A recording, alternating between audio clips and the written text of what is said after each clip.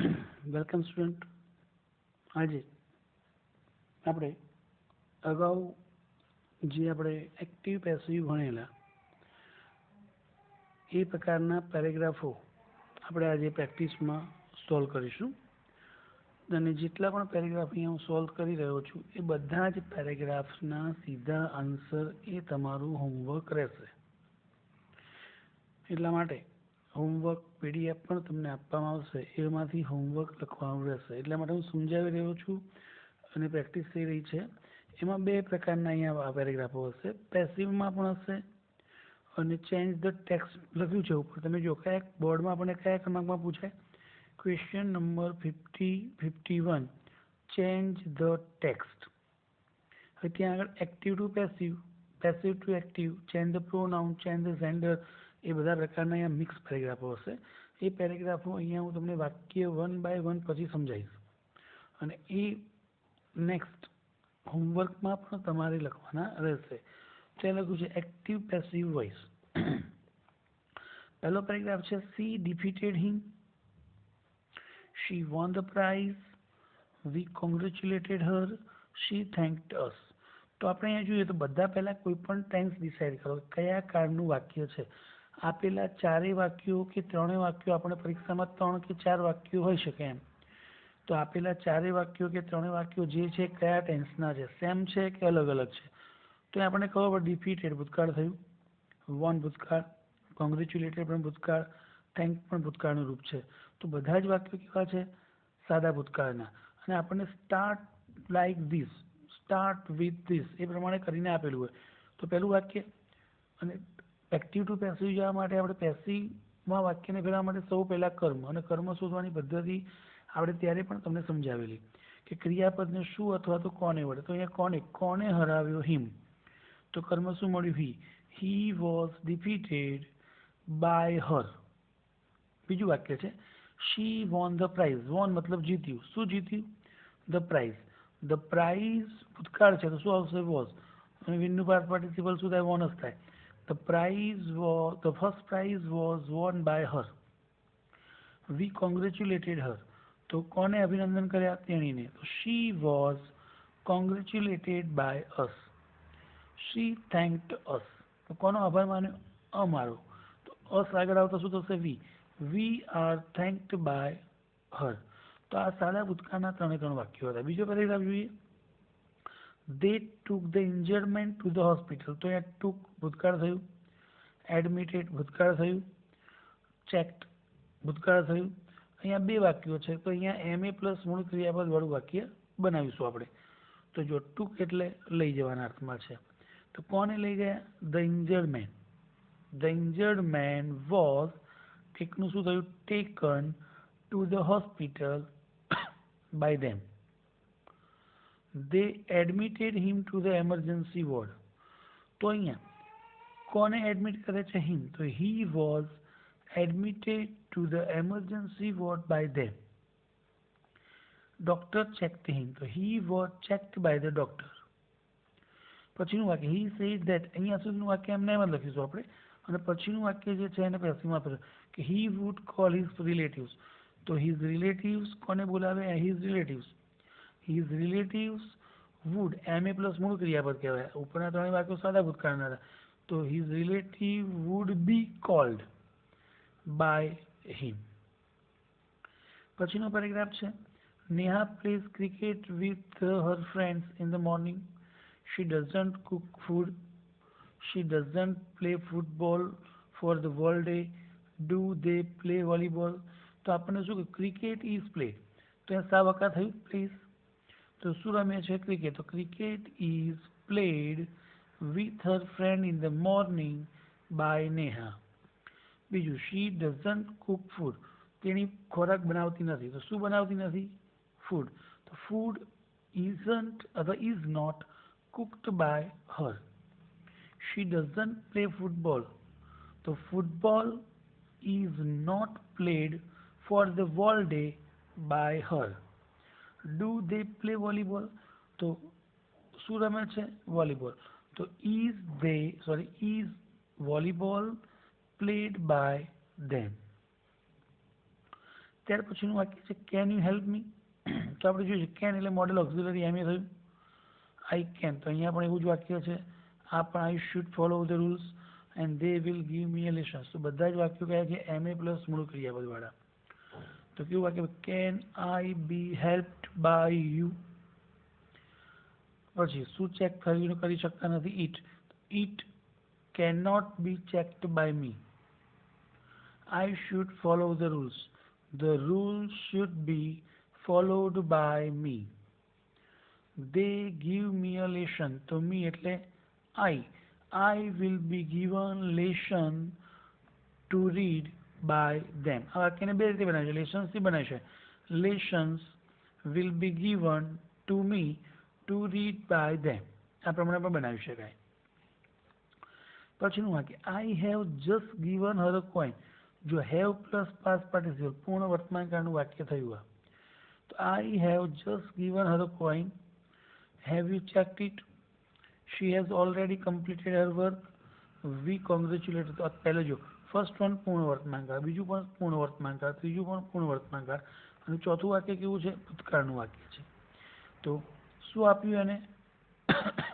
કોને આપ્યું? હર. તો she has just given a coin by me. અને કોઈન થી પણ બનાવી શકાય. A coin has just been given to her by me. પછીનો પ્રશ્નાર્થ have you checked it? તો it આવ્યું કર્મ, શું ચેક કર્યું તે? તો એક વચન છે has it been checked by you? She has already completed her work. તો શું પૂરું કર્યું? her work. Her work has already been completed by her. We congratulated her. So she was, અહીંયા ભૂતકાળનું વાક્ય છે, she was congratulated by us. Next one paragraph છે did Veena invite you to her birthday party? તો કોને આમંત્રણ આપ્યું? તમને. વાક્ય ભૂતકાળ, તો you આગળ આવતા you જ રહેશે. તો કેવું વાક્ય બનશે? were you invited her birthday party by Veena? They enjoyed the party. તો શું એન્જોય કર્યું? Party. The party was enjoyed by them. A boy presented a nice dance. તો શું પ્રેઝન્ટ કર્યું? A nice dance was presented by a boy. She waved money on him. Waved મતલબ ઉછાળવું એ અર્થમાં. તો શું ફેંક્યું ગયા છે? money. Money was waved on him by her. ત્યાર પછીનું વાક્ય છે કે what is she doing? કયા કાળનું વાક્ય છે? ખબર પડી જાય. એમ ઇઝ આર પ્લસ આઈએનજી વાળું ક્રિયાપદ છે, ચાલુ વર્તમાનકાળનું વાક્ય થયું. he is singing a song. તો પણ ચાલુ વર્તમાનકાળ. he often sings. જો સાવકા. અને can he sing? તો મોડેલ ઓક્ઝિલરી. તો પહેલા બે વાક્યો ચાલુ વર્તમાનકાળના, પછી સાદો વર્તમાનકાળ અને પછી મોડેલ ઓક્ઝિલરી. તો કેવું વાક્ય બનશે જો આપણે બનાવીએ? તો આ પ્રમાણે વાક્યને બનાવે. વોટ વાળું વાક્ય હોય કોઈ પણ ટેન્સમાં ત્યારે આપણને કર્મ મળતું નથી. તો આપણને ખબર પડે કે વોટ વાળા વાક્યમાં ઓબ્જેક્ટ હોતું નથી. તો કેવું વાક્ય બનશે? આ પ્રમાણે વોટ એક વચન પ્રમાણે કર્મ નથી એટલે ઇઝ કર્મ નથી. ચાલુ વર્તમાનકાળના વાક્યમાં શું આવે? બીંગ. વોટ ઇઝ બીંગ અને ડુઈંગ મતલબ એનું પાસ્ટ પાર્ટિસિપલ આપણે શું કરવું પડશે? Done by him. તો વોટ વાળા વાક્યમાં ઓબ્જેક્ટ હોતું નથી તો એ પ્રમાણે બનાવવું પડે. બીજું વાક્ય છે he is singing a song. તો એ શું ગાઈ રહ્યો છે? a song એક વચન છે is being. sing નું પાસ્ટ પાર્ટિસિપલ શું થાય? sung by him. પછીનો he often સાવકા SKES. તો શું ગાય છે? songs. બહુવચન છે તો songs are often વચ્ચે સમયદર્શક છે તો વચ્ચે રહેશે often sung. અન્ય શબ્દો વચ્ચે લઈ લઈએ આપણે. with his friends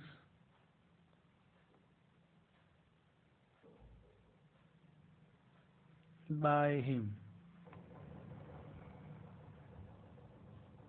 And last one, can he sing the poems?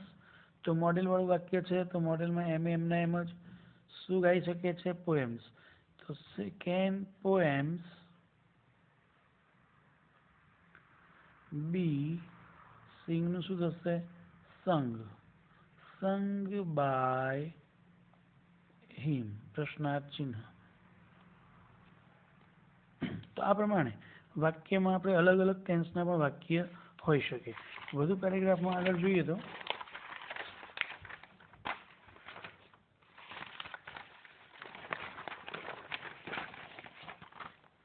પછીનો પેરેગ્રાફ નંબર 8 છે. The bank was looted. Who spread the rumor? Someone was knocking at the door. I opened it. તો start with આપણને start with આપેલું નથી. The bank was looted. તો આ વાક્ય કેવું છે? પેસિવ છે. બરાબર. તો કોણ લૂંટવાનું કામ કોણ કરે? તો આપણે એક્ટિવમાં એને લઈ જઈએ. The robber. The robber looted. સાદા ભૂતકાળનું પેસિવ છે. સાદા ભૂતકાળની વાક્યરચના પ્રમાણે સબ્જેક્ટ પ્લસ V2 ભૂતકાળનું ક્રિયાપદ ધ બેંક. આ પ્રમાણે વાક્ય બને. બીજું વાક્ય તો એક્ટિવ જ છે. જો હુ સ્પ્રેડ ધ રૂમર. રૂમર એટલે શું થાય? અફવા. તો કેવું વાક્ય બનશે? The rumour was. પરંતુ વાક્ય કેવું છે? વૃથી બનેલું. તો વૃથી બનેલું કોઈ પણ વાક્ય હોય પેસિવમાં જતાય તો પહેલાં શું મુકાય? By whom. By whom was the rumor spread. બાય સાથે કરતા મુકાતો નથી. someone was knocking at the door. ચાલુ ભૂતકાળનું વાક્ય થયું. તો someone was knocking at the door. તો આ વાક્યની અંદર આપણને સીધું જ વાક્ય બની શકે કે someone was knocking at the door. કોઈક દરવાજો ખખડાવે. શું ખખડાવે? પણ આપણને અહીંયા નોક એટલે ખખડાવું, પણ અહીંયા કર્મ આપેલું નથી તો આપણે વાક્ય યથાવત એમના એમ લખીશું. I opened it. તો કેવું વાક્ય બનશે પછીનું વાક્ય? It was opened by me. તો આ પ્રમાણે વાક્ય જે વાક્યમાં કર્મ કે આપેલું નથી હોતું એ વાક્ય પેસિવમાં ફરતું નથી. પછી my parents give me pocket money. તો કોને આપે છે? મને. તો I am given pocket money by my parents. They pay attention to their money also. તો શું આપે છે? ધ્યાન. attention is paid to their money by them also. I should respect them. So they should be respected by me. તો આ પ્રમાણે અહીંયા તમને બીજા હોમવર્કની અંદર પેરેગ્રાફ્સ આપવામાં આવશે કે જેમાં બહુવચન એકવચન કરવાના પણ હશે અને ચેન્જ ધ ઇન્ટુ પેસિવ વોઇસના પણ હશે. સ્ટાર્ટ ધીસ વે લખ્યું હશે એટલે આપણને ખબર પડી જશે કે પેસિવમાં કે છે કે ચેન્જ ધ ટેક્સ્ટ છે. તો એ પ્રમાણેનું હોમવર્ક લખવાનું રહેશે. Thank you.